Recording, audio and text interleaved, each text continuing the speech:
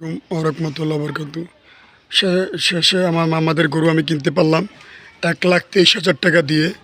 তো মাশাল্লাহ আজকে আমরা গতকালকে কিনেছি বৃহস্পতিবারে সন্ধ্যাবেলা। তো আজকে শুক্রবার বাজারে এই গরু যাচ্ছে আপনার 1,70,000, 60, 55।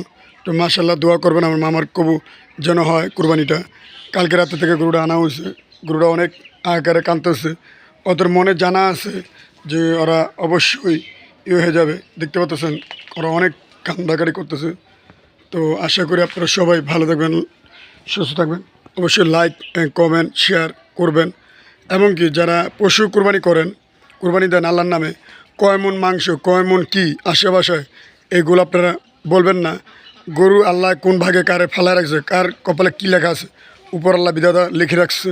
তো আশা করি আপনারা সবাই কুরবানি দিবেন আল্লাহর নামে। কোনো বলবেন না যে এত মন মাংস হবে, এত কেজি হয়েছে, কী আসে বিষয়, গরিবরে দান করবেন। এবং কি যারা মাংস করবে তাদেরও আল্লাহ রাস্তা দিয়ে দিবেন এবং তাদের পারিশ্রমিকটা সুন্দর মতন দিবেন, যেন তারা মনে কোনো কষ্ট না পায়। আমি যদি 5 লাখ, 10 লাখ, 15 লাখ দিয়ে কোরবানি দিতে পারি, তো 10,000, 20,000, 30,000, 40,000 দিতে আমাদের বিধাদত নাই।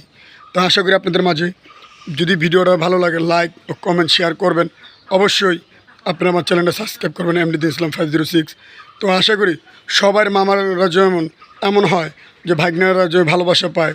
আর মামাগুলোর লেগে সবাই দোয়া করবেন, যাদের মামারা আছে সবার জন্য দোয়া করবেন, সে প্রতি বছর এভাবে কোরবানি দিতে পারে, তারা যেন সুস্থ থাকে, সবল থাকে। এবং যাদের মামিরা আছে মামিদের প্রতি দোয়া রাখবেন, দাদিগোর প্রতি দোয়া রাখবেন, নানাগোর প্রতি, সবাই ময়মুরবির জন্য দোয়া করবেন যেন সবাই সুস্থ থাকে, ভালো থাকে। তো এই কামনা করে ভিডিওটা আজকের মতনই, কালকে আবার ভিডিও বানায় আপনাদের দেখাবো। আসসালামু আলাইকুম রহমতুল্লাহ।